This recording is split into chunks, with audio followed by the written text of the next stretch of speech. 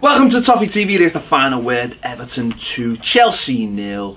We've got 2 weeks of unbridled happiness. Oh, so good, isn't it? You just know, you just... It's the break or the win. Both, but the break on the back of a win. Imagine if we'd have lost, you'd be... No, we didn't, and you're right, it's great. We're joined by Cameron from the Mighty Blues. Yeah, I can just chill for 2 weeks now. Just absolutely just chill out and just feel happy for once in my life. You didn't even mention 40 points, everybody. Safe. Safe. Loads of like, we have like special effects. Yeah, loads of like things go off behind us now. I mean, the key is trying to get 40 points in about January, December, January. We'll talk about it. You know, but we've got it now. We've got it. But great. It's good. Now, you know what? You wake up and you just like, we start whistling. Yeah. Normally you'd kick the door with your foot when you get up in the morning, you're a bit tight. No, the door just moves and you walk past it. Everything's great when Everton winning. Even the other shower getting a dodgy penalty it just went, we won. Boss. Makes your Monday a bit better, doesn't it? It's great. It's just great. And you realise that how not very often this has been the case. Particularly since December. Yeah. It's been they've been few and far between, but really good win. Yeah. Fantastic win. I think in the second half the lads were fantastic. First half it was a little bit iffy, but I think got to give all credit to Marco Silva for me yesterday. Obviously he said something at half time that got every single one of them riled up, and we come out much the better team. There's no question about deserving the win. We 100% deserved the win. Richarlison in the second half, absolutely fantastic. I know he's had his criticisms and stuff, but for me it's just a goal scorer. He's in the right place at the right time 90% of the time, and he was there to put that header away. And Chelsea didn't really offer us anything that threatened us. They had a couple of off opportunities here and there in the second half, one cleared off the line, but even though it's Everton and even when we're 2-0 up, you're still thinking I'm not going to get excited. There was a bit of me that thought this is a little bit comfortable here, but as like I said, you don't get too excited, because I was sitting on the couch watching the Newcastle game thinking dead comfortable, this blinked and that was it then. But yeah, absolutely fantastic win for me, and got to build on it now. Got a couple of weeks off now, international break, come back, play West Ham and Arsenal. Got to get another 6 points we can get, and we should finish the season on a high. She's confident there. I'll win. Not that I think we definitely will get it, but folly of you. We should get it. I mean, we made a couple of changes. We brought. I mean, there weren't really changes as such, were they? Because Coleman should have been starting last week until he felt that illness, and Mina had to come in. Obviously, there's no Jagielka, and obviously Zuma couldn't play. I just thought we just didn't settle, did we, very well. We didn't start very, very well the game. We looked a little bit frightened. There was probably the nerves of last week, the hangover from last week. Everything was on Chelsea being the better side to come at us. And I just thought we let them settle down too quickly. We've been talking about in the preview about getting in the faces from the start. They'd just been playing away in the Ukraine, only 3 days before. And I know a lot of the players didn't play, but it's the travelling, but it's also the preparation for the game as well. It's also, knowing the strengths and the weaknesses of the opposition, working on things. Not that they'd have to work on much against us, would they? But certainly not against set pieces. And they had a couple of really big opportunities early on. Jordan Pickford had to make a really good save low to his right hand side, and then the one from Hazard that hits the post. I mean, the way he skips through. I mean, first 10-15 minutes, you couldn't lay a glove on Hazard, could you? No one could physically get near him to even kick him. There's just this. He has a way of how he moves. It's incredible. It'll look really good in that all white kit at Real Madrid. He just all can't. Blue and white at Everton. He just can't if he wants it. Turn off your PlayStation. He just has a way, doesn't he? He just has a way of moving. Yeah, the game started very much like last season at home under Allardyce, where we literally just went into sit back and try to hang on mode, and that first 15 minutes, him and Alonso had all the time and all the space on that left hand side. Coleman and Richarlison couldn't really get to grips with them. Hazard, he gets it, he's like plays in a bubble, doesn't he? He gets the ball and his touch is instant and his low centre of gravity can go both ways.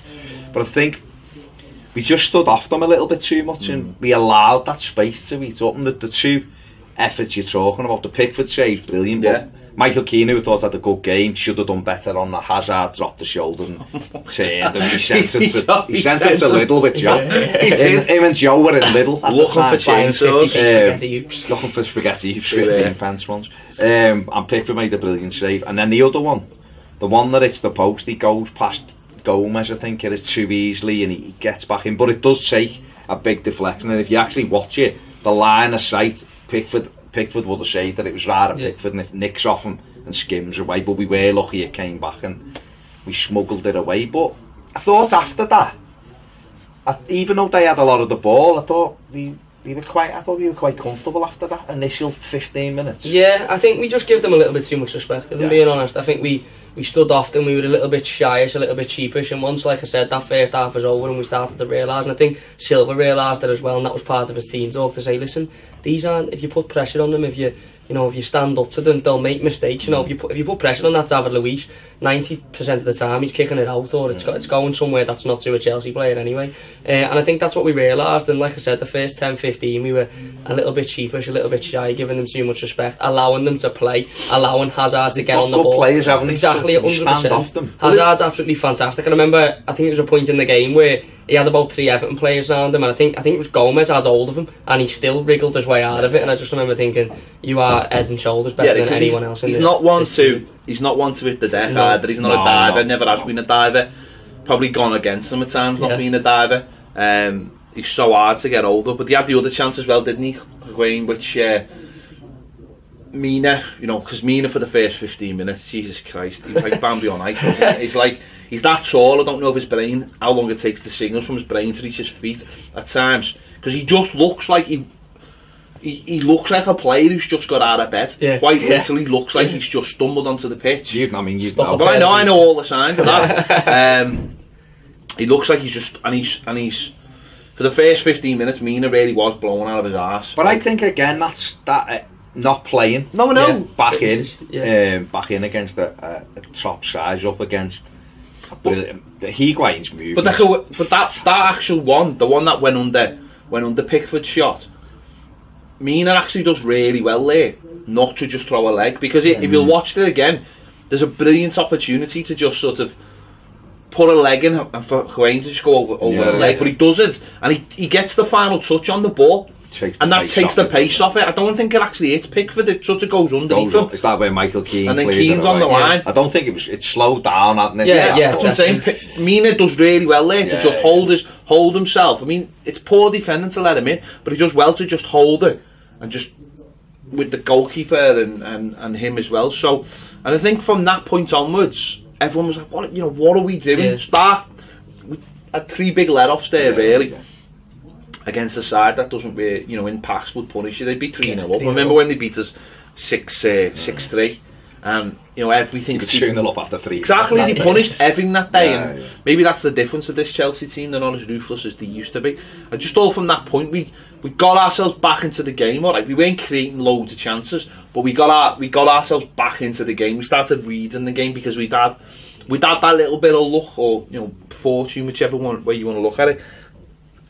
And everyone just calmed down. I think we got hold of the game at that point. It's belief though, that as well, because what we had after that was we showed literally 0 attacking intent in the first 15-20 minutes, and then I think after about 20 minutes we had the break. Luca Dean played one up to Dom, and he dropped the shoulder and went on with the ball. It was a good little run. He hit it with his left foot just over, and everyone got up. Then everyone was like, "That's it. This is what we have to do against these." And from that moment, we played higher up the pitch, and I thought we started getting in the face a bit. Gomez started getting to grips with Barkley, who I thought had a decent game for them in terms of what he was asked to do.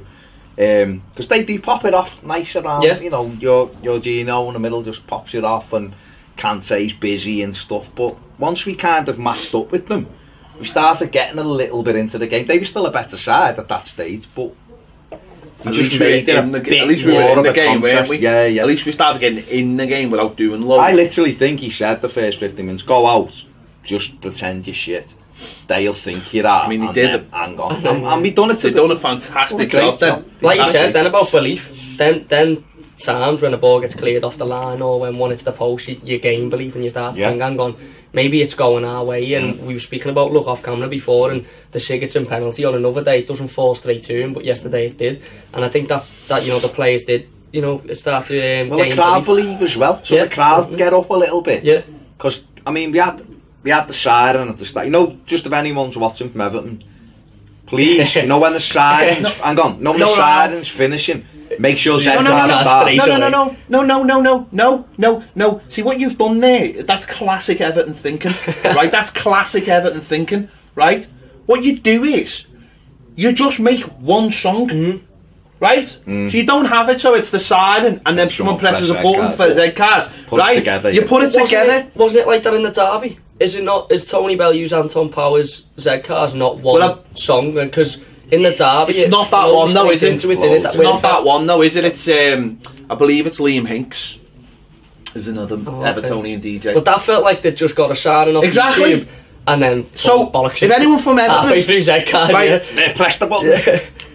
Just make a new version of Z-Cars. In fact, I think they should have the Tony Bellew version. Yeah. I love the Tony. I would love that. Are you not entertained? Yeah. No, fucking not.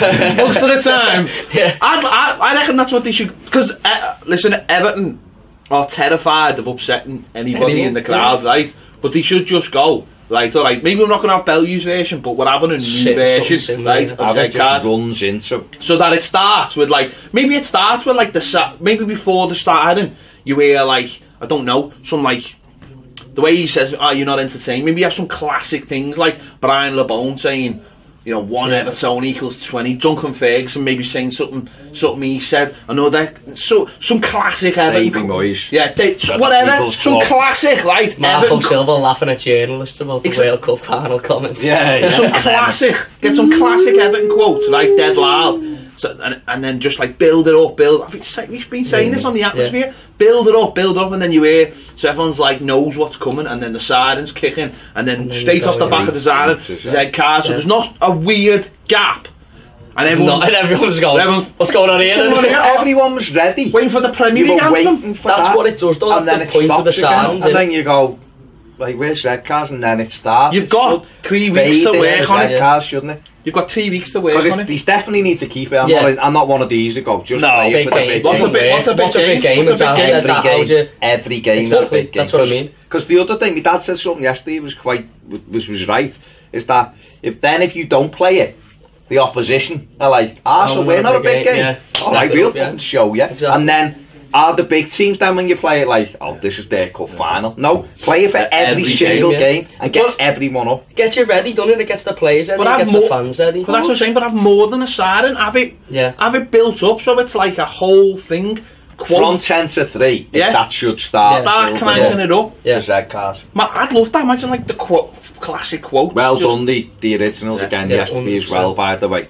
Boss, I loved it, mate. Even the derby, even yesterday again, you hear the sirens and you go, right, it's fucking ready now. It's time. Just that gap. It was just that gap. It was a bit weird. Yeah. But as I say, edit it all together and make a new Z-Cars. Make it easier for your DJ who's doing it. Just make it so he just presses that. Well, Z-Cars, but isn't Z-Cars? Don't they just? There's a button, isn't there, in the tunnel, and they press the button, and Z-Cars comes on. No, I know. Yeah. So you just have it. So instead of pressing a button, you have it so it's just, you edit it all together, you get whatever, you might put some classic songs at the beginning to just crank it up. Edit, just get a DJ, get Anton or Liam. Just get one of them. Camel Fat, Dave Whelan. No, they get Dave Whelan. Got all these boss DJs, right? Camel Fat under there. Get them to create a boss Z-Cars, a modern Z-Cars, like Tony Bellew's, but our own. So instead of having Maximus Maximus, father of a son, all that. Have it so it's classic Everton quotes. And put it together and make it a new thing. And I'm not asked for people who go, we're not Everton, fuck off. Just get out. At the end of the day, do it. And then, like you said before, like you just said there, Cam, the minute it's all that's building, so it starts building, everything's getting through, people know what's coming, and then the next minute the siren hits and you're like, right, that's it then, innit? we're on now, we are on game mode now, and it goes up and then straight into Z-Cars, then the roar, and then players should be at the bottom of the steps as that siren's getting faded out, so when it goes then they should be straight up, because the roar is what's going to inspire them. Wait what? Do it, but wait it in our favour, because we are the home side. Wait it, so that as you start walking up them steps, it comes on. I like the idea of I like the idea of the sirens being like the warning. Proper war. The warning. No, that's the warning. No, that's like that's what I mean. That's like the thing. That's like telling you, get to your seats. That's what get exactly. What get up. You get your mind on it now. Now we're focused. What I would say is now we're focused. What I would say while we're talking about atmosphere, right? Get them lads, the originals, to them. I don't give a what you've got to do, right? Get them into GT3 and GT4, right? I don't care what you've got to do. Get them there, because I was listening to them yesterday. And they were brilliant, but they're all the way over there, right? So that by the time the sound, and I'm in GT5 and I can hear them, and they're trying to get songs going, and but imagine that trying to get from GT8 all the way down to the church. Yeah. Unless people are singing all the way down, it's not going to get them. Yeah. You need to get them in. If you're serious, if Everton are serious about the atmosphere, you've got to get them into the middle. If you could have them in even like the first 4 rows in GT3 and the first 4 rows in GT4, however many seats that block is, say it was like 50 seats, they start that singing there, it's just going to go. That's what I'm saying. You've got to get them into a place where it actually reverberates back to the for the whole of the Gladys Street. Like anything in it comes backwards, but while it's over there in GTA, I seen them yesterday, went over and had a look at them, and it made me funny because there was people from Everton sitting with them, like Christine and people like that. No, just like so that's their area. So, but get them in the middle so everyone knows who they are. You know what? It was great yesterday because when they did get the songs going, and in the second half the noise, you just sit there with Goodison, and when it's noisy like that, you sit there and go, what a place this is. When it was bouncing and it's singing and everyone's stamping their feet on the hardwood and all that, and it's bouncing around the stage, you just look and go, what a place this is. Like, it was great. There's nothing better than leaving Goodison with no voice. I was saying off camera before that after the derby I lost my voice until the Friday, mate, and I got to the Thursday night and I thought I bollocks this year. I'm not getting a voice back, and there's no better feeling. Well, you know, we need our voices. But I said I'm not to be the one. I got I don't mean it like that. It's you need, you know, we need.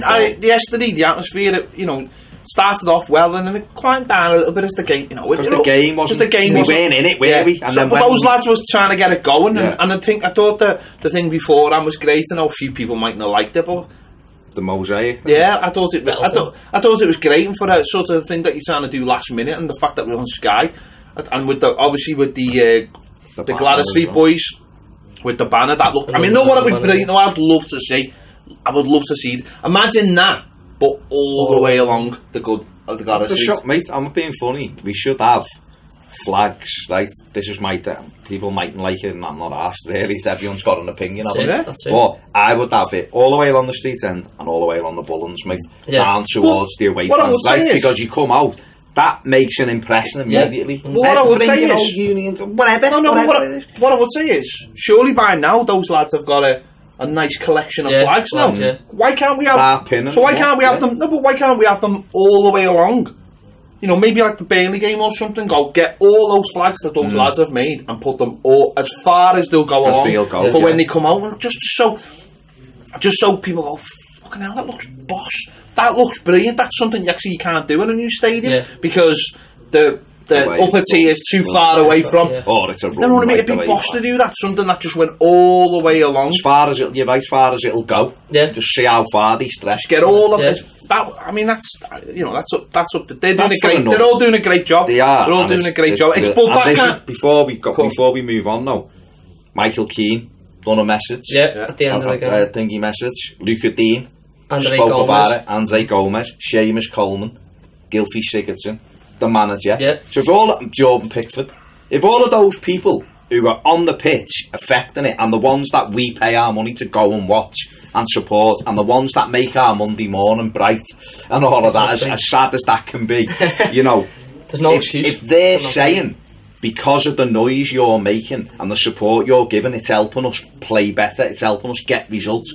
The last 2 home games, Liverpool and Chelsea, we've kept 2 clean sheets.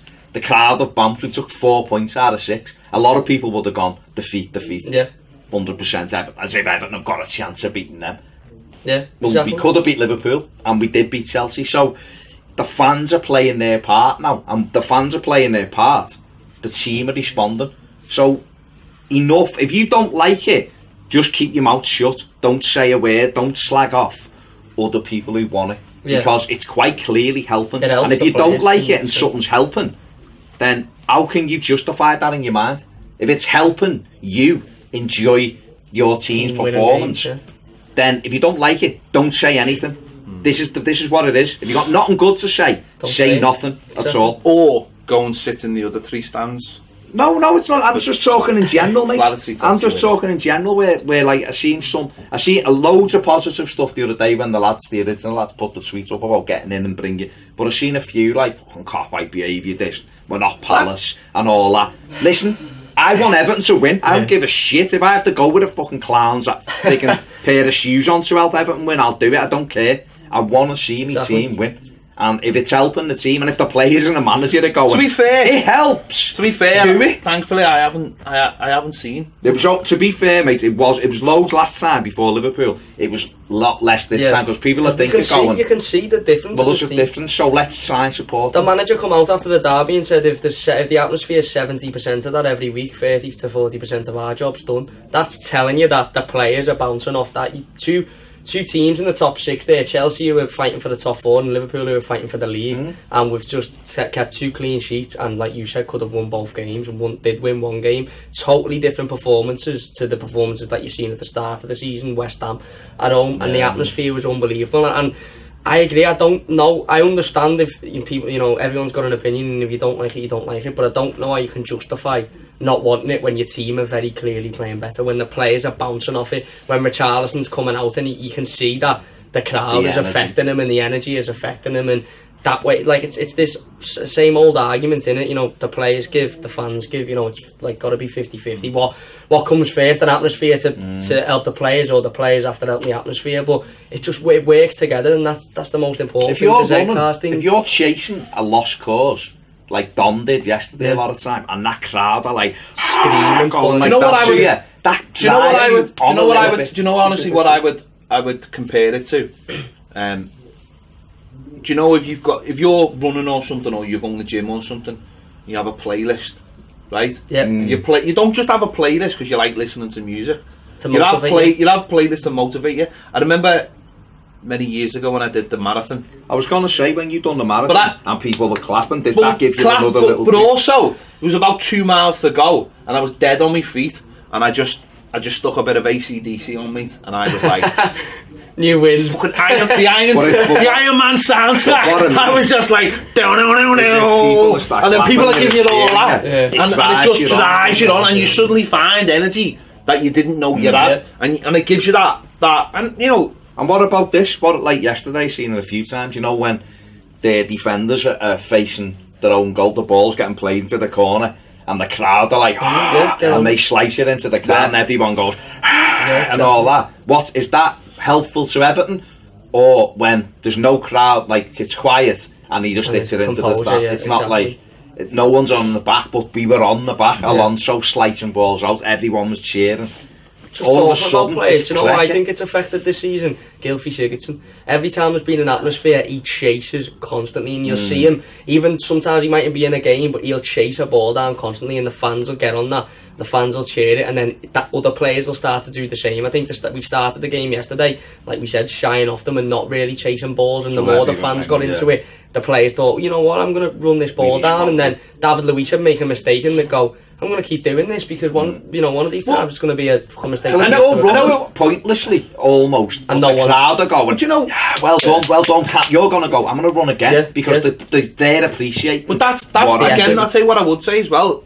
You're right there. It's imagine going in at half time. All right, I'm not saying the first half the atmosphere was amazing or anything, But imagine going in at half time and Silver going to you, or Duncan grabbing you and going, they're doing their bit out there. Yeah. I'm not saying the atmosphere was amazing. I'm just saying, imagine but again. The manager did reference that the fans stuck with so them imagine, in the first half. So imagine going, they're doing their bit. They're doing exactly what you asked them to do, and you've just given them that. Get out there and put your energy levels so that it's the same, and theirs will go up, and then yours will go up. Yeah. I mean that. Whereas before the season, he's probably just gone at half time, going, said a few things, and everyone's like, it's fucking. I can hear you. You know, at least maybe now he can say, well, they're having a go, so it's time for just show them. Your adrenaline pumps as a result of everything else that's going on around you. Yeah. You know, we'll have all played in games of footy where some games there's like a bit of something going on in the game, and it makes you like, I'm going to make that tackle, I'm going to be. If you've got 40,000 fans screaming and backing you and supporting you, even when you were struggling a little bit in the first half, which they did. A few times we got blocks in and the crowd were like, you know, brilliant challenge or brilliant block. It drives you on, and then that little bit of energy helps you get results, and that's what we're saying. You're up your exactly game, like you said, Liverpool and that yesterday.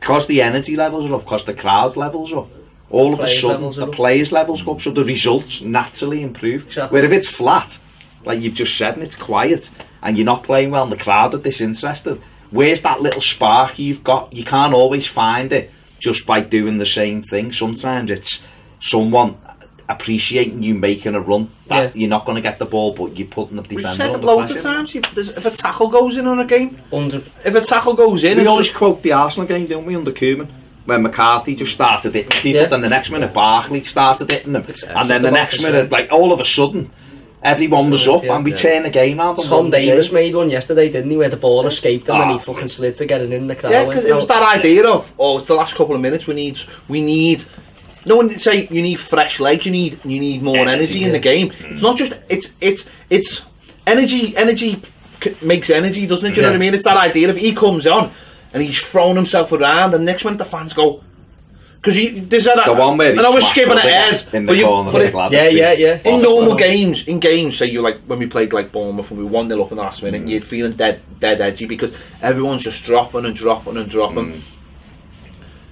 There's no energy in the game at all, because so you feel like, well, there's no energy, we're gonna concede. Whereas yesterday, you look at Tommy, you think, well, he's providing the energy, he's getting us up the field, and that gives the crowd energy to believe, and then they'll sing, and then everything just keeps rolling, and it all helps, all stacks on top of each other. You know, it's what we've been saying for years. And listen, people give that lot over there grief, right? And it's about the buses and all that outside the ground. Now, whatever you think of that, I have no problem with that at all, because what that does is that creates energy outside the ground, and then the energy is transferred inside the ground, and then the energy is transferred to the pitch. And that's a simple fact. That is a simple fact. Whether you think it's cringy or whatever. That's why they have those European nights, because they all get up for it, and then that takes it in. And see, this is what I'm saying about opposition. Opposition players do wilt under pressure. If you feel like you're struggling in a game and then everyone's against you and the cheer, the last time I sliced this one out, they were on my case. You're more likely to slice the ball out the game. You slice a ball out and it's like that's it. You're like, I'm dead relaxed here. The way defenders hate being put under pressure, and they hate having the crowd on the back, and that's why Davis did it. We've seen it in other games. Players will chase endless causes if you back them, and opposition players have to feel like they're under pressure. For too many games at Goodison in recent times, they've come out, and Carragher and Moyes said it the other week. Clubs used to hate coming to Goodison under Moyes because a lot of the time the players were in the face, which would make the crowd go. But there's been too much sterile football over the last 6 years, where it's pass, and that we've all been a bit like, this is shit, we're not doing anything.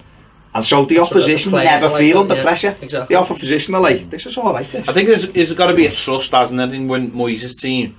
You kind of knew. There was a trust, and you trusted the players. You trusted the player, Kale yesterday. But you knew you had to back Moyes. them, that's what I'm saying. There was a trust. There was a bond between the players. And whether, you know what? Listen, I know loads of people don't like Moyes, and it's a dead weird thing. And I know, but time heals everything. I think. And thing with Moyes' teams was, you knew what you were getting from them at Goodison Park, so you give it back. And there was loads of times when it was shite. We all appreciate that. But that's why people remember Moyes' era fondly. It's because, well, we didn't win anything, but there was loads of boss games though. Loads of brilliant. We won derbies for a start. Yeah, exactly. That's but there was loads of. You don't realise what you're adding until you haven't. But there was loads of boss games. There's things like, you know, the Southampton game when we beat them 2-1 and we were getting beat to like. I think we scored twice in the last like 5 minutes or something. It was like, you know, 10 minutes it was. It was the atmosphere was ridiculously good. Might have been crap. For the Southampton game. Yeah, Southampton. Live as well. So half 12 kick off on a Saturday. The atmosphere was with Tottenham at home with Jelic and Pina. Yeah. Minutes ago we were getting beat 1-0. We win. We had beat United 3-1 with Rodswell. We beat Liverpool 3-3 when we with United when we 3-1 down. Actually, what three of those games we got in common is we scored goals late on, which meant that players believed, fans believed, there was fight, there was drive, people were all in it together, and that's why we used to score so many last minute goals under Moyes, because everyone believed. Remember we played Portsmouth at that time, and it was 0-0. Played Portsmouth 0-0, and everyone or Ozzy? No, Ozzy, and Ozzy just spun and smashed one in. But the belief that we were gonna we won when Rooney scored against Birmingham, we get beat 1-0, I think, and he scored to make it 1-1. Not Dunk. No, the other one against Birmingham. It was loads of games we scored last minute because everyone had this belief in the team, and there was never this like 10 minutes to go or we're done here. It was always a belief that we were gonna get something. Right, it wasn't the same away or, you know, against maybe the top 4 away, but that's what. And but that was a lot of that as well was financial, wasn't it? Moyes would have had a lot of money. But that's why I thought yesterday, you know, we came out second half, and I thought we spoke about, we sat off them a little bit, but we hadn't sort of played our hand in this. If you think, so just before you move on to the second half, because we need to talk about the team talk as well, but in the first half, after that 20 minutes, like you say, we had the Dom shot, and then we started getting into it a bit, and then Andre Gomez had that left foot shot, which was straight down Kepa's throat, but he spilt it because of the power. And then Dom had the best opportunity of them all in the first half, the free kick, which he headed over. He jumped brilliantly. He could have got that on target. You don't know, but that was no. But that just gave us a little glimpse of, you know what? If we actually go at these, we can cause them problems. You know, and I think, because that was almost the last kick of the first half, wasn't it? It was right on half time. And you went off at half time thinking, I mean, I was disappointed at half time because the attitude to me was still, even though we spent 350 million, we still look like a team that's terrified we haven't got enough to hurt them, and that was what disappointed me. Well, wasn't that it was 0-0, because we could have been 0-0 and it ebbing and flowing, and you'd have come off and gone, that's all right. That it was because the first 20-25 we were like, these are too good for us, and that didn't like that. But so at half time, whatever he said, I mean, I thought his press conference was brilliant yesterday after it. I thought it was really good. And I liked the fact that he said to him, you know, you must have brought, and he said, what I said was, we've done something all week in training and worked on something, and you've gone out and done the exact opposite of what we told you to do. So if you want to win this game, go and do what we've worked on all week. And again, that's a little insight into these players not doing what they're doing all week on the training pitch. And the second half, he said they done what we see every day in training. We won the game 2-0. And it was a different. I mean, you know, the minute we come out the second half, you could feel the energy. You could see.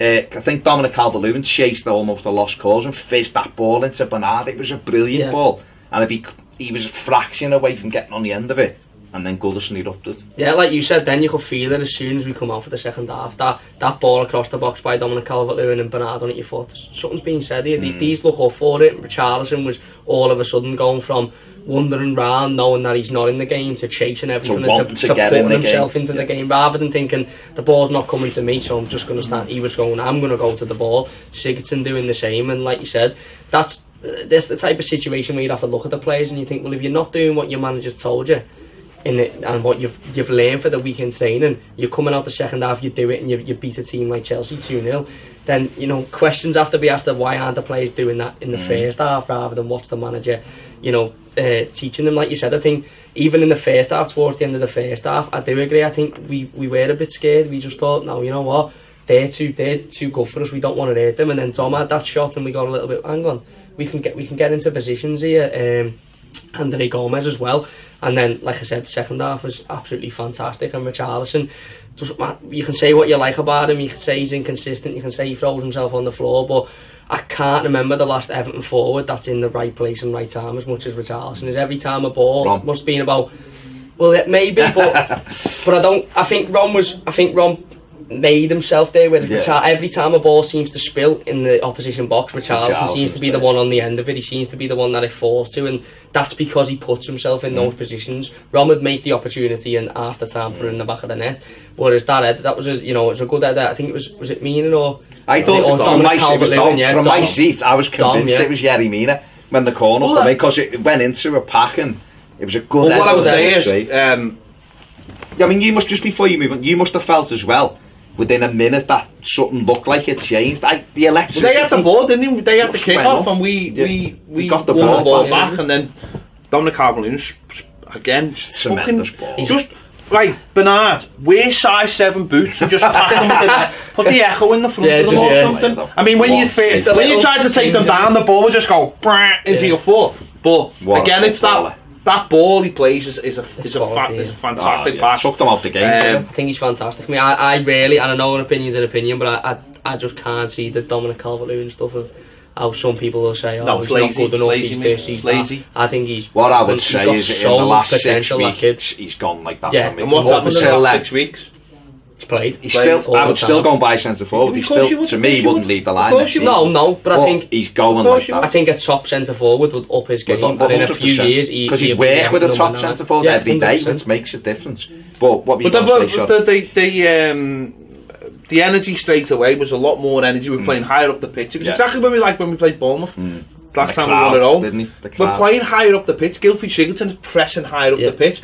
Gylfi Sigurdsson and Gomez are not the kind of players back and sit in the middle of the park and just go backwards. They're not good enough. Gomez doesn't get between the midfield fast enough. He needs to be on the ball dictating the way you play, and that means you need to be higher up the pitch.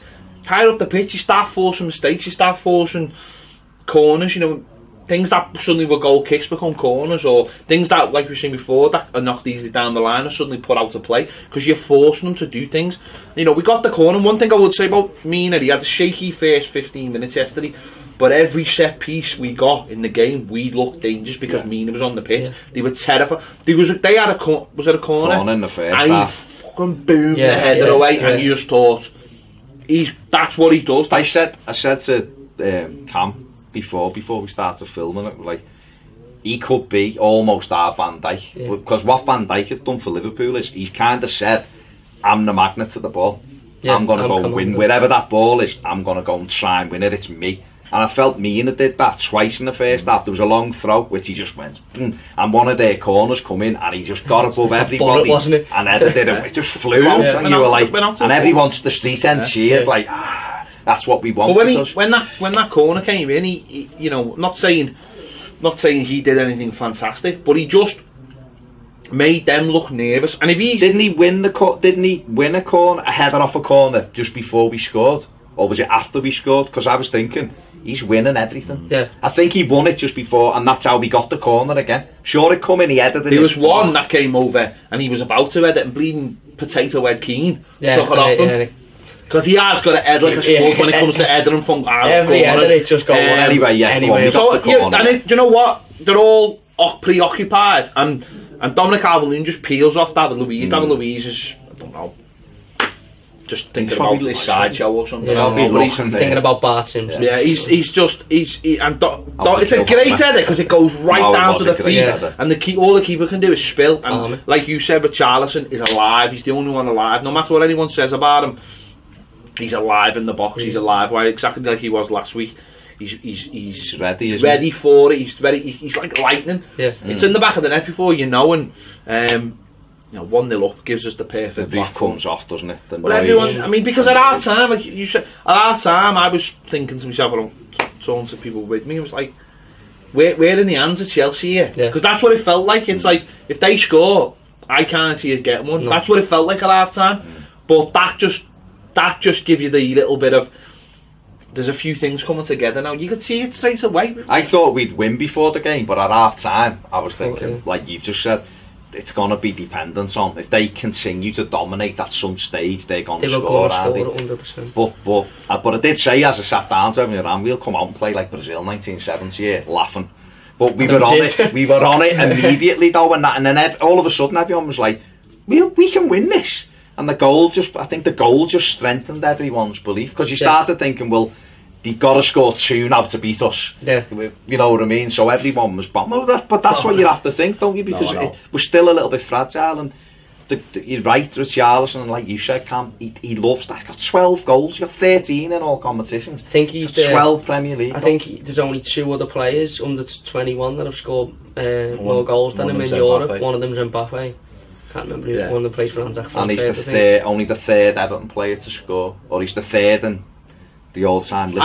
I heard a cracking phone call on the on Radio Merseyside on the way home, and the lad said, I grew up with my absolute idol was Andre Kanchelskis, and he was saying, this is a man that Evertonians of a certain age look at as like the greatest player they ever seen play for Everton, because they didn't see Ball or they didn't see, obviously didn't see Dixie Dean or whoever, or even like Trevor Stevens, or whoever your favourite player is. This was the Richarlison's got 3 less goals than him with 7 games to go, and you'd say he probably will get the 3 goals, and he creates chances, and Kanchelskis is someone that, as I say, a lot of Evertonians think that was because it was almost like only like an 18-month period. It felt like this great special player, and great. He was class. He was a brilliant player. He had something. He changed games. With Richarlison, only got 3 less goals than him. So, and I thought he was on it. I just thought he was on it.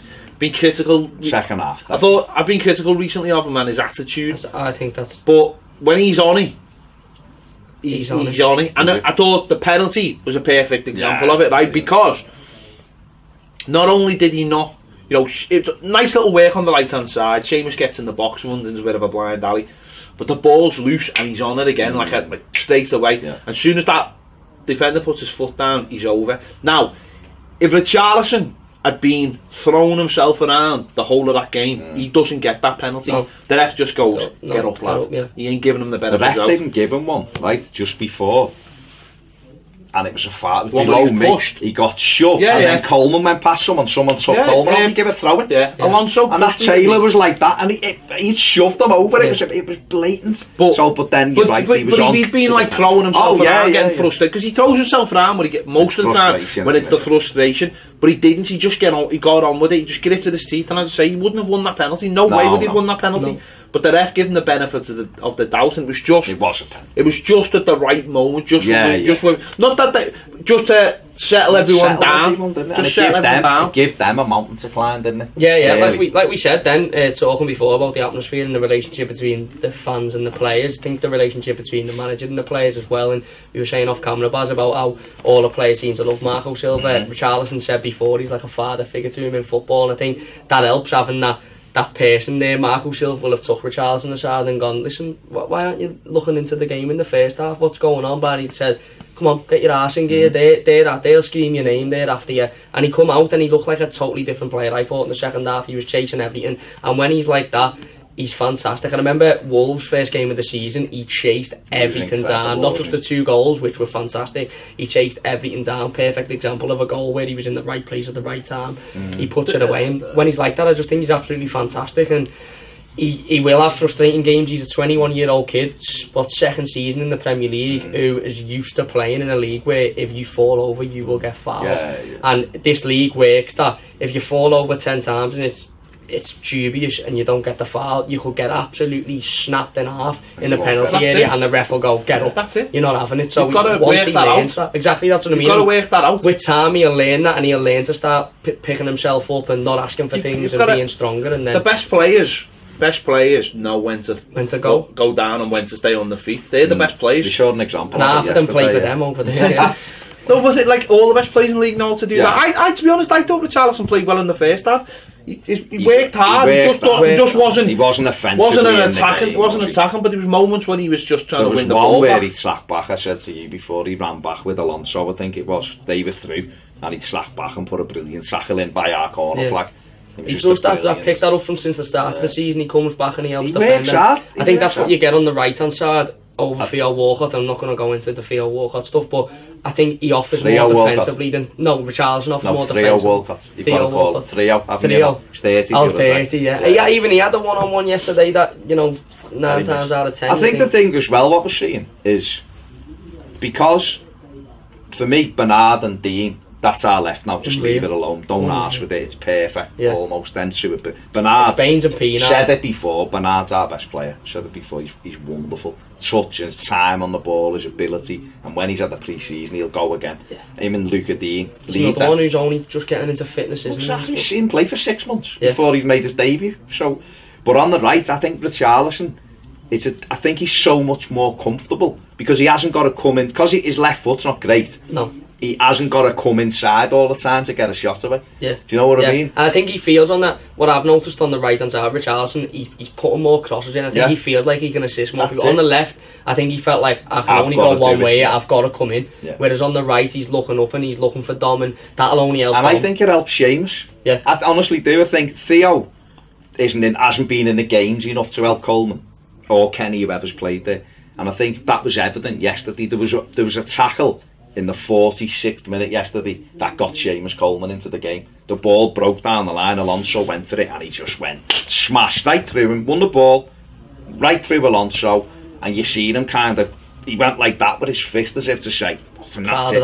And then the blood started pumping, and then he started flying past Richarlison.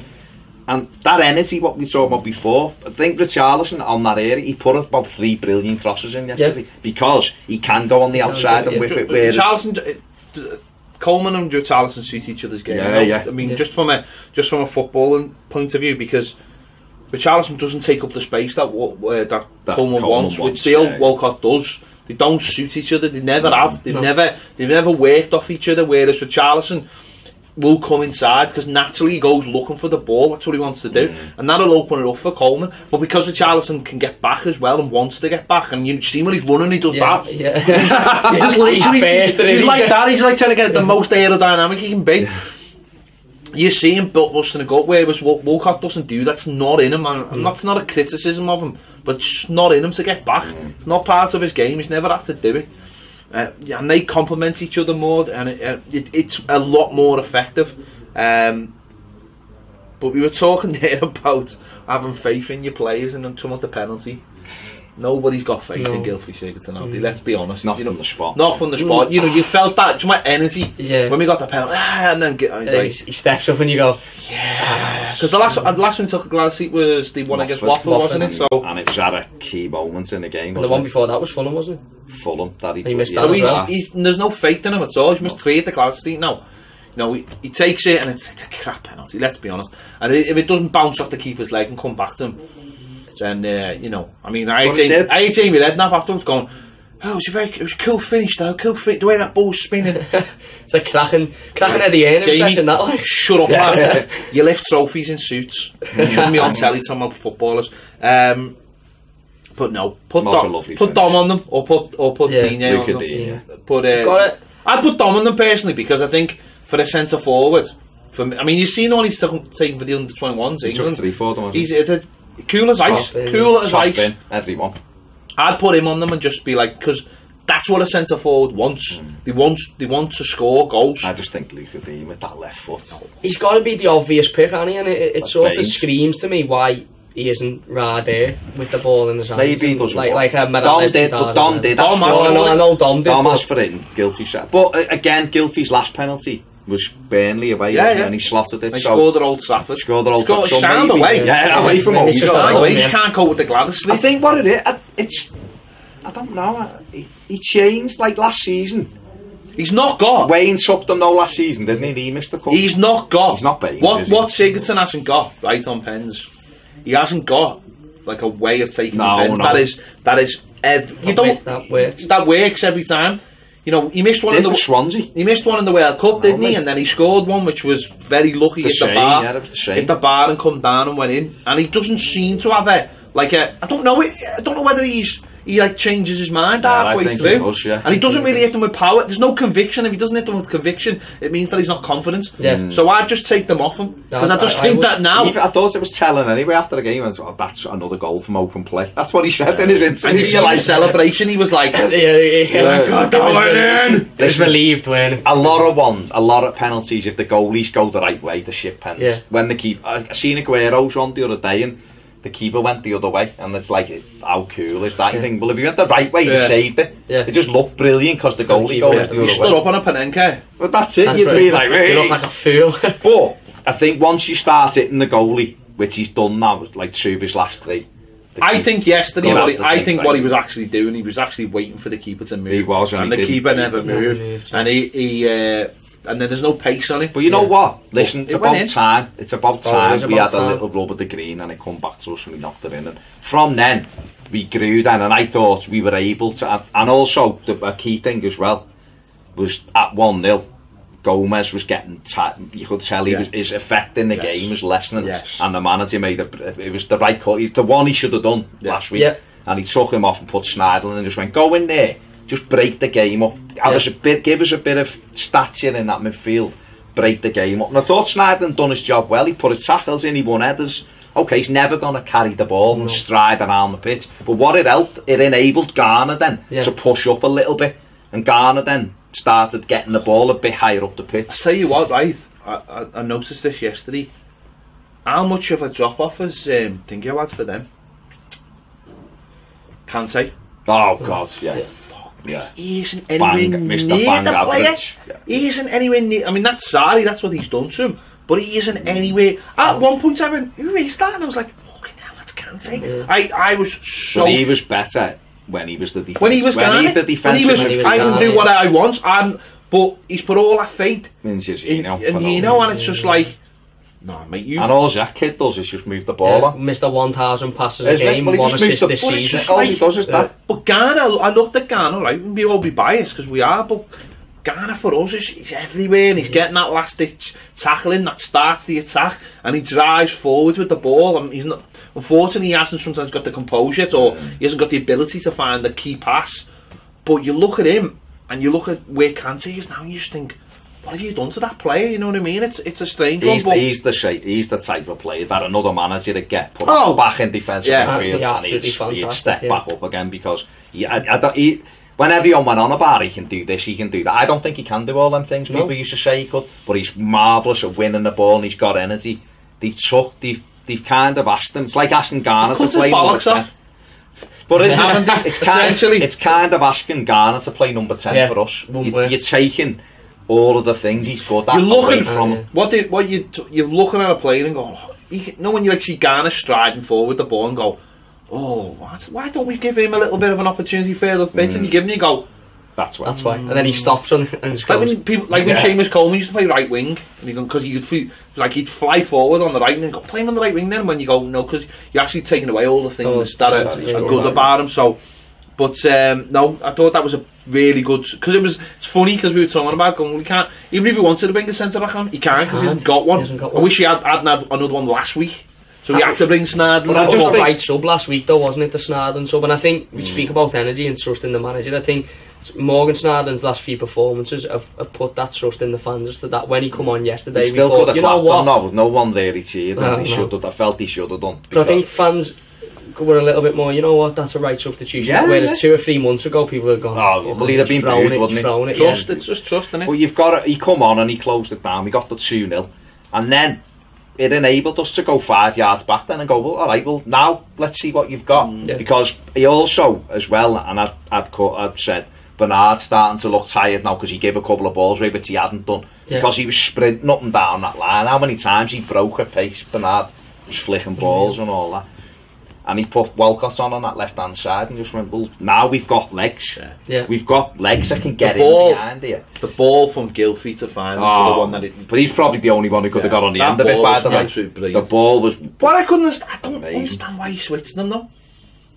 Yeah, I don't understand why he switched with Richarlison and Walcott. I would have just left Walcott on the left. Richarlison and Bernard switched for a moment in the game though, didn't he? And he found himself both on one side. But it was almost like we've made a sub and Wilcock can't play him the left. Yeah, we'll have to stick him. But he can, No. because Just leave him he's there. got the pace to get in behind him, doesn't he? And ironically, I would have liked them to have gone a little bit more central and run at Rudiger, because Rudiger was on a booking with that elbow on Bernard. If he'd have ran at Rudiger, he was in trouble, wasn't he? And he was unlucky with it. If he'd have hit a little bit more power on that left foot shot, he scored. It was a good save. And I think that's just. Or he would have spilled to Dom, because Dom was a fraction away from getting the tap in. It was a good save from their keeper, and you know, we just looked dangerous then, and it was, you were looking and thinking, we actually could add to this. Yeah. We had the other Richarlison one when it popped up and he volleyed it over the volleyed bar it, with his left foot, and then he hit the side net one. Coleman had one which he probably should have let go out for a corner. I know, I was sitting there going, why have you, it's going out for a corner, and he's had a you're shot. offside, you dope. And everyone was like, oh, I was unlucky. I was like, no, it wasn't. It was our corner. No, it wasn't, it was a corner. You idiot. I mean, they brought 2 players on, and I was thinking, why aren't you 2 starting? Yeah. That Hudson and Doy come on and looks Loftus-Cheek. real lively, and Loftus-Cheek strolls. I mean, his touch and his power, how he's not in that team to offer them something different. Personality, It's weird. isn't it? It's weird. You And can tell they it. brought Giroud on as well. I was glad to see the back of Higuain, to be honest. But then Giroud come on and you're thinking, he always scores against us. Yeah. But What genuine question, Would I have? would you have Giroud? Free transfer in the summer, I'd have him okay. for free. You'd have to sort him a big house in Cheshire because his missus ain't coming Miss to Liverpool. ain't coming anywhere near They Liverpool. were on County Road. no, well, she's not living because of, I don't know. down at the Albert Dock. I think we need a. I don't know. I think we if need you- a top striker. I really like Dom, and I want whoever comes in. See, to, but I think to help Dom. Oliver Giroud, right? What is he? 31, 32 32. years. Perfect age for Dom. That. Yeah. I'd give him a 2-year contract. I'd give him a 2-year deal. Right? Okay, you'd have to pay the fat wages, and some people might disagree with that. But I think that's the perfect foil for. But wouldn't you want in a centre forward someone who's pacey, you can get in behind? That's what I'm. That's what I'm. I think the pace. I think this is one of the problems. I think at times we've got is that we leave our centre forward isolated far too much because they've got pace. I'd love to see that. I know. I'd love to see. I know people will go, well, Shank Towson's got no pace and look what he does. But Oliver Giroud, he just offers something. You know, he's got an attack the other night in the Europa League. He's got something in him. He's got a class in him. Those goals. That other player. And I just think scoring. if you're looking at having 3 centre forwards that you can use, not 1, 2, and 3. You've got 3. So who would your 3 be for next season? Well, If it was Giroud, well, you've only, like, you you've could got get Giroud. I'd get Giroud. I'd have Dom, and I'd want to go and get another one. Yeah. Someone. Timo Werner. He's going to Bayern Munich. 150 mil. He's going to Bayern Munich. That's happening. Don't. Get him on the phone to Marco. I'd get Get Marco on the Sebastian phone. Haller. He's Player. done well. He's big, 6'3", quick, good in the air. Or maybe the kid at Leipzig, Augustin, who is a wild card. He's quick. He's got good feet. He's skillful. And I think then you could get Giroud, and then because that kid's then you've got a senior centre forward. I think you're right. I think Dom would learn a hell of a lot off Giroud. Yeah, he would. He wouldn't learn anything off Augustin, but Augustin would give us real Something pace to- and great. Because I think you probably have to build your team up a little bit like Liverpool and City, whereas your front 3 can interchange. Your front 3 can get your goals. Or they all score goals. They all score goals. If we can get money for Theo, I'd ship him out. Because I think it's not really happening for him, and I think Richarlison has got to I'm not play. being funny, and like, we've got Mola. But as if we well. had Giroud and we had Andre Gomez, Diet Coke are going to pay us some serious money. They are paying us. Just get them around. We're going to have Diet Coke. Diet Coke. Jan have missed the trick, haven't he? Diet Coke. Jan have missed the trick. Yeah, They're getting out with those. Diet Coke and whoever. Not normal Coke. No. Think of the women. Diet Beard. Coke. The advert. Hey. Think of the advert. I don't want Right. to Diet Coke. That's you just stripping. And whoever the most successful But yeah, I mean, in the mop company is in the world. Mop. I'll leave that one there. I'll just leave that one there. Oh, okay, yeah. I'll just leave that I'm one on there. I'm on it. I'll just leave that one Snail there. trails, yeah, I'm on it. But also the beard. You have to bring it down, Also don't the you? beard. You get a beard thing to pair. What do you Yeah. do? Shave? They don't No, shave. like the beard oil. Oh, there must an be oil? like a Oh, big yeah. beard oil fair. A razor company or something. you know, Don't shave. You look at razor companies. yeah, Don't no shave. beard oil. Oil for the beards to keep it Facial cream, like moisturised. L'Oreal, because they're worthy. I mean, anyone who knows, like, you know, Johnny Weissmuller, like Olivier Giroud looks like that. Johnny Weissmuller's husband from about the 30s. Have him in like a loincloth. Let's just get a team of sexy bastards that can actually play football. Yeah. You know, that helps. That's always the. No, but I think. But we kept the clean sheet, and to be honest, they didn't have too many opportunities. They had the header from Giroud at the end, which we defended well. But desired though to keep a clean sheet. That was the Pickford, the save from Pickford, which was a really good save. Let's speak about the save from Pickford. In fact, let's speak about Jordan Pickford, because last week he deservedly got stick. What for a red joypad? I mean, if that it was the cap. If that upsets you, fair enough. I mean, I don't really give a shite like myself personally, but hey ho. But his antics at Newcastle last week, getting involved with the crowd and all of that, and I felt his concentration wasn't there. He gave the penalty away. The 2 goals about it. He tried to give a goal away when he come flying out to Rondon. Yep. You know, the first 2 goals I thought he should have done better with Rondon's volley. It was underneath his body. And then the second goal was poor goalkeeping, just poor goalkeeping. But yesterday, he was right on it. No arsing about. I thought his kicking was a lot better. I thought his distribution was better. I thought his handling was better. Just everything about the performance was better. And he deserves credit because he made 2 brilliant saves. The one from Higuain in the second half, because it deflected off Mina, was an amazing save. Yeah, I said at the end of the Newcastle game, I think he put being the pantomime villain ahead of playing for Everton and putting a performance in for Everton. The crowd got to him, even when the ball was, he made a mistake, and Rondon it was when Rondon shipped it and it just went out, and he ran and he was laughing at the fans, and I was thinking, your head's not in it, you're focusing on what they're doing, and that played right into their hands, because then he made the 2 mistakes. Give them something to cling on exactly, and I thought yesterday was absolute quality, total professional performance, and it was almost like someone had sat down and gone, that ain't happening again, lad. Your head's in the game and your head's on the badge there, and you're playing for Everton. You're not playing against whoever, you're playing for Everton. And I think some of the saves he made yesterday, and I think I've said it, and I don't know, maybe it's just me getting ahead of myself, but I think the World Cup hype's got a little bit to him personally. I think he started to believe his own hype, and I think once he saved the penalty last week and once he saved the 1-on-1 from Perez, I think he probably felt a bit fucking brilliant, me. I can make a mistake like that, and I'm proper boss, and nothing's going to get past me, and I can wind you. But he also, he's got this thing.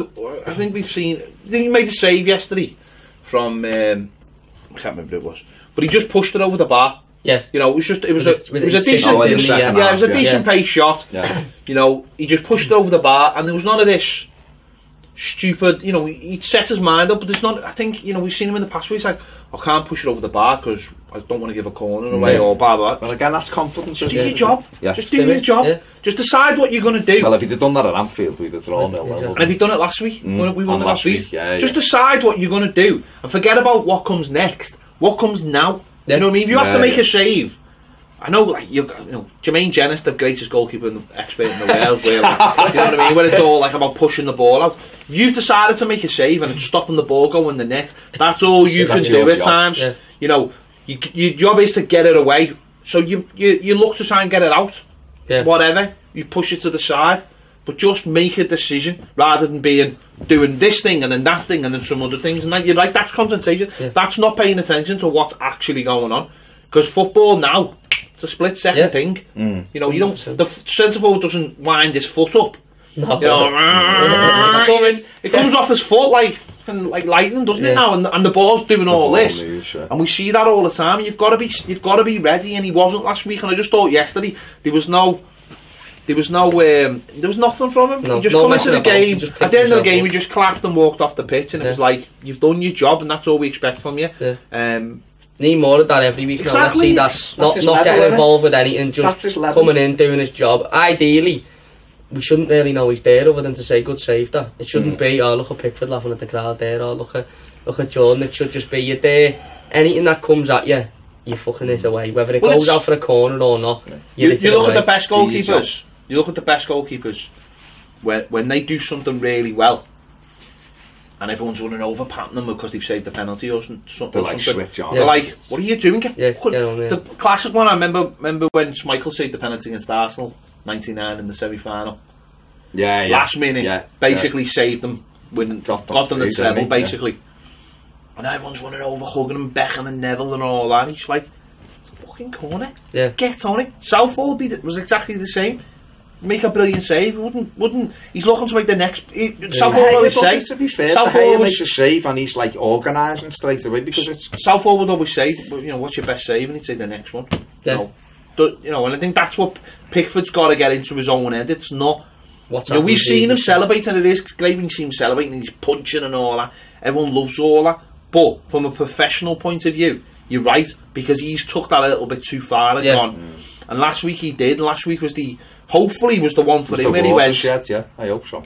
He would have gone home and gone. Bit embarrassed. Do you know what? Even like, because obviously you get caught in the moment, and you do act all the like, obviously the big man. You know, you see from the best of people. You see from fucking people like Conor McGregor, just been had his head smashed in, and he's walking out the ring or whatever. You know, it's about saving face. Yeah. But sometimes you've just got to go hold your hands up. You know. I think do it at the end. Exactly. If you beat Newcastle, listen, we can go. We're playing for Everton and all, and that's right, and that is right. In him, he's a Sunderland fan, a Sunderland and there he hates them. It's like you playing for someone and hating Liverpool and scoring it and all. I've got no issue with that, but do it at the end. Do your job, keep a clean sheet, and walk off the pitch like that. Exactly. Wind them up all you want. It doesn't matter. It doesn't matter because then when you play them next season, you're back on it because you think I'm not going to make a mistake and we're going to beat you today. And if he could have, who's to say, right, that it was nothing to do with what happened last week with his head in the game. But the problem is, I think the manager has said that it was though. Well, it is because you could see all the things. So he could say to us sat here, no, I was concentrating on goal, George, you weren't. Because when you made the decision to come flying off your line to Rondon and the ball bounce a centimetre wide, which could have turned a game, you were laughing at the crowd instead of just running and getting the ball and spinning it and getting your head on it. Or after it, even when it was at 2-1, something happened and he turned around and he was bouncing like that, and you're thinking, mate. And then at the end we've lost and you're laughing, walking off, going like that. Come on, and he's laughing. He's like, no, mate, you've helped them win. This week there was none of it. There was none of it. At the end, he went like that to the street end, and that was it. Clapped.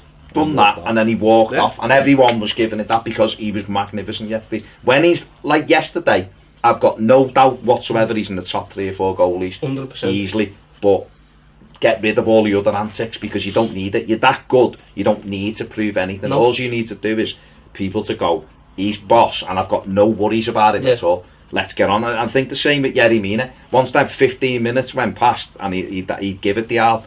Bambi on ice, he started getting into it then, and you could see him, and we need him to be boss because he's I said to you before, he's a character. We haven't got enough characters in our team. You seen him the arse slide when the Charlton scored, it was boss, slick, but you're also all that. You want that from him. So not mean though, he's also got something out of the centre backs haven't got. He's got a presence. He's got a real presence, and he's alright. He's decent on the ball, by the way. He had the ball a lot yesterday, and he can pass completion. Him and Keane's good. His pass completion's about 90%, isn't it? No, he did all right. I'd say. Listen, for me, he needs. He's played Chelsea twice. He needs games. We've had 2 clean sheets. He does need games. It's not going to help him in and out. He just needs a run now. He needs games. I'd be saying to Zuma, I'll right on the bench, kid. Yeah. For now. And then if Keane drops off, then put Zuma in with Mina. But I'd say to Mina now, you're 7 games to the end of the season, you're playing. Because A, we know you're our centre back. You'll be here next season. So we don't know what's happening with Zuma. But yeah, I thought the desire to keep a clean sheet, I put it there with that one with the Giroud there. That was really the only real clear-cut chance they had. But even like just the desire in the subs as well, as we mentioned, and bringing Tom Davies on. Davies was a great sub there because he could have gone, I'll bring Luckman on and I'll take the chance and I'll let everyone clap him. But he didn't. He just went, no, I'll shut this game down. I'll bring Tom on. Tom will run round loads and his attitude was brilliant. And that's what you want from your manager. You want him to understand where the game is getting won or where it's getting lost. Last week he didn't understand. For me, listen, I'm not a professional, Premier League manager, but for me, last week the game needed to be shut down in midfield like this week. The game is won and lost in the midfield now. That's why it's so congested. That's why everyone has 5 players in there, because that's where it's won and lost. And I don't think last week he understood that the ramifications of throwing another centre back on with these players. Where this week he went, you know what? First of all, bring Snyding on. It was only 1-0, but that aided everyone on the pitch to get higher up the pitch. And then Tom Davies, it's 2-0. He's saying, now it'd be interesting to see whether he would have had another centre back, whether he would have put a centre back on. But I don't think that would have been the right thing to do yesterday. I think putting another centre midfield on of Tom's versatility and aggression and just wanting to win because he's an Evertonian and knowing what his job was, just helped the CL, and it gives the fans more confident then, because they know what Tom's going to do. They know he's going to press high up the pitch and stop that outball that all their defenders want to do. I mean, David Luiz at times in some games for Chelsea is their best outlet.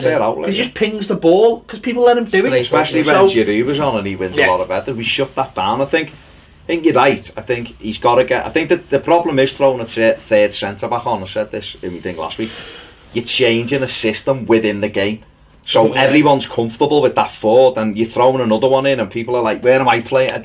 It's unnecessary. I think I don't doubt it can work 3 at the back, but I think you need to work on that and start with it. I don't think putting one on else. I think it can work, but I think you've got to do it for your benefit, for the positives that. Well, it wouldn't have been the right one to do yesterday. No, of course it wouldn't have been. And it wasn't the right one to do at Newcastle. But most important thing is we've got 3 points. We've beaten a top 6 side. First time we've done that since we beat Man City 4-0 in the Premier League. That's ridiculous. I mean, that's Adam Ola-Luckman's debut. Exactly. Well, the first time he scored. 37. The first time he scored against Chelsea at Goodison since we beat them 3-1.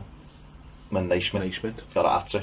He hadn't scored at Goodison in the league against them since. In the league, I know we beat them in the cup, but I'm talking about the league. And yesterday, Richarlison was the first player to score against them in the league since Funes Mori at Stamford Bridge. There you go. Well, another South American. We took 4 points off them this year. And we have 2 clean sheets. 2 clean sheets. And when you look at the top 6, they're the team that realistically we should be now looking at next season going for. United, that I think personally will only get stronger with Ole Gunnar Solskjaer. Arsenal. I think we should stop worrying about that. Well, yeah, maybe. I think we should stop worrying about that. I think we're 11th in the Premier League. What we should be worried about is how fast we can get up to 7th. Yeah. And then start concentrating on that. Well, we still could finish. No, I know we can. But what's annoying? I think we get ahead of ourselves too often, and but I think you've got to have an aim, haven't you? Of course you have, but our aim, and we said this at the beginning of the season, our aim should be to get 7th and make it our own, and then start looking, or be in the mid-table and be in the semi-finals. Because when you look at some of the shite that's in there, what's frustrating though is, if I said this to Cam before, and me and John Blayman talking last night, we developed the 2-2 goal leads we've had this season. If we'd held on to them, we'd be 7th now. Bournemouth and Newcastle, that's what's annoying. If we'd beaten Watford and we'd beaten Wolves, we'd be in 7th. No, but we were 2-0 up in those games with 20 minutes left and didn't win. But it's ifs, buts and maybes. No, it is, of course. We've got to be better, because we're not. We haven't been better. We've been far too. You know what that does? But psychologically, by beating a team that are 6th, I think now everyone will go, we've beaten one. Got Arsenal next at home. We'll do them. We can beat them. Get the atmosphere going again. They all stack on top of each other. They have a Europa League game as well, Arsenal, 3 days before they play us. So I wonder if that'll be the one they lose or the one they win. Well, it doesn't matter. It's a game, isn't it? It's another, and that to them possibly becomes the best way into the Champions League again. So, and then when we play Man United, who knows where they are? They've got Champions League. They could be or battling for the. So for us now, being on 40 points, the pressure's off. In terms of we're looking over our shoulder, because we're not now. No. That's fine. So that allows you to do more things. That allows you to keep them up front. That allows you to keep. He's got to stay up front. No, I know. But that's what I'm saying. That allows you to play him up front. That allows you to keep playing the system. Richarlison on one side and Bernard the other side. That allows that, if you want to persist with Mina, you can persist with Mina now. If you want to go 3 at the back, go 3 at the back. Can we get Luckman some minutes? Can we get a place in the squad for an Ellis Sims or an Anthony Gordon before the end of the season, even just to sit on the bench, Fraser Hornby, or a Fraser Hornby, not necessarily to play, but to have that experience, because there's the fillip then. Look what you can get. Feeney's another one. And Morgan Feeney's another one. So it's about that now. It's about that, and I think the thing is, it gives the manager breathing space what he needs. There's a connection in now. He's achieved something. We've had Ronald Koeman. Since he went, Allardyce has had a go, and we couldn't beat the top 6 side. Koeman had a few months and he couldn't do it in his second season. Silva's done it now. Can we now stretch that to 2? Yeah. He said himself yesterday, this can't happen again. A club like this shouldn't be going that length of time without beating teams above them. It shouldn't happen. It was only Chelsea and Leicester who we've beaten above us this season. That's embarrassing. So now let's finish strongly, and that's what it's about. We go into a break where we've won, we've had a really good win, we've had 3 clean sheets in 4. Yeah. You know, potentially we should have had 4 in 4, but we haven't, that's gone now, but we've had 3 in 4. We took 7 points out of 12. Yeah, it could have been 10, but it isn't. But you've got to look at it like that and go, now they've got another 2 weeks, okay. Quite a few of them will go on international duty, but people like Bernard can work on his fitness, he's not going anywhere. People like that are back, you know, at Finch Farm and get ready for that West Ham game, which is a very, very winnable game. They were 3-1 down against Huddersfield, and Huddersfield threw 3 goals in the net to give them a win. So go to West Ham. What I would say is, if you can't win, don't lose. Don't lose. You know, West Ham, start building a little run together where it might be a couple of draws, but it's then get a win. And if we finish do that, the season we'll finish positively. exactly, and then people can start going, well, if we get him, and we get rid of him, all of a sudden we go, listen, you can't, people don't like me using Liverpool as a barometer, but they're in our city, and I've seen them, when their manager took over, we were better than them. Yeah. Literally, we were better than them, and their new manager has got them to possibly winning the league and the Champions League this year, it could be. And he's done that by getting to the summer and going, right, another couple of quality players, 2. They wanted 8, but he was getting 2, and then he got a bit better. Then the next summer he got another, and then the next, and that's how you have to do it. With Van Dijk. But there you go. And that took them to the next level, Van Dijk and Alisson. But he made them better incrementally, which is what we have to do. But I don't think 7-8 players in the summer's realistic. No. Yeah, and how does that bet? I wouldn't buy bet into the squad. No, I know, but I'm saying it. But if he could say, well, you know what, I'm getting 3, and those 3 are at a level up than what we've got, which means what we've got to, realistically, well, it's not. I'm actually not going to be realistic here, but why? Don't be realistic. What we've actually got to start doing is going to the teams in the top 6 and trying to nick players off them. That's the only way we're going to get in the top 6, isn't it? Really? Or top players. I did say that wasn't realistic, but that's how. Yeah, but you've just mentioned the player there 15 minutes ago who's at a top 6 club, at a club that could finish 4. Olivier Giroud, who's 3. There you go. Is he better than Jens Ocean? Of course he is. So therefore he's a level up. But he might. I mean, listen, he mightn't fit into what we're talking about. No. But that's an example. Edin Dzeko's. But then, listen, they'll earn the money this summer. This summer. This is the summer when they really earn the money. This is where Brands tries to get rid of all the shite. Tries to get a work permit for Henry on your Curie. He's another one, isn't he? We're talking about wide players, but there's a kid that's got Champions League experience. He'll be bossing out under 23s him. He'll be bossing Wigan him. You watch him go on loads of Wigan. No, but this is the summer. If he doesn't get a work permit, we'll sell him. No, I know. He's not. We're not going to bother. Or Dortmund want him. So we're not going to persist with that. No, this is the year where we've got to get rid of Sandro and then probably Cenk Tosun and if you could move Sandro, Tosun, Schneiderlin probably because he wants to go. Ashley Williams just gone anyway. That's free transfer. Theo Walcott because it looks like he's not going to be starting and he'll want to and the wages he's on. If you're talking this 5, that's saving about 5. What is it? 500 grand probably a week. Can't we just buy it? No, be cheaper. Buy an MLS team. That would be cheaper. Or buy a team in Germany or Belgium or somewhere.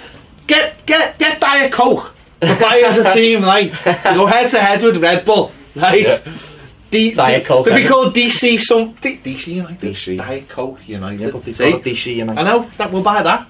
Yeah. And get Diet Coke to buy it. And Rooney up and just get all less players and just move them off there onto someone else's books. Won't really be our books. And we'll just do that. It'd probably be cheaper to set up a whole new team. That, if you get rid of that, like $500,000 a week, 2 million a month, there's a big gap then becomes in the wage cap then, and also money, and so you can then move that onto people who are actually going to be involved and play for your team. We could buy Neymar with the money we not buying. We could pay his wages. We could pay his wages with the money we waste a week. Yeah. Honestly, we could. Players who aren't involved. And at the end of the day, that's Morales.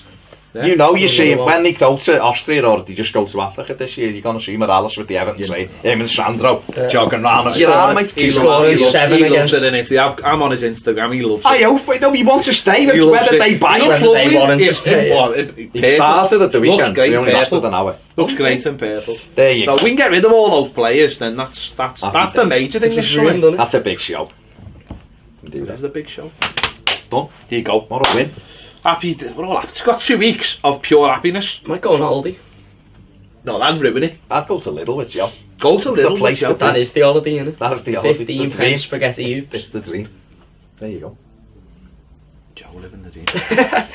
2 weeks of pure happiness, as we said. There's nothing can bring us down because there's no footy. Literally, there's like no footy for 2 weeks, so we're all just dead happy.